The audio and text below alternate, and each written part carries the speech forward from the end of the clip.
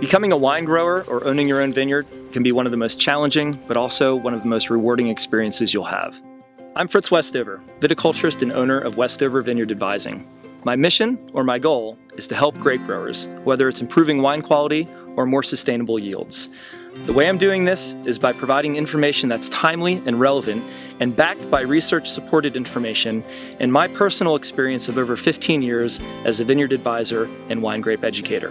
What I've done is I've created an online course that's going to answer your most basic and common questions. What is it going to cost to put in your first acre of vines? How is your lifestyle going to change if you become a grape grower? And is the property you already have suitable, or do you need to go out and find land that's going to make the best, highest quality wine grapes possible? If you're a wine drinker, a hobby grape grower, or have always daydreamed about taking the plunge into commercial grape production, the Prospective Wine Grower Workshop is your first step. It is designed to provide you with all of the critical information you'll need to decide if grape growing is right for you, and it will prepare you for the journey. Go to virtualviticultureacademy.com to register for this course. I look forward to seeing you on the inside.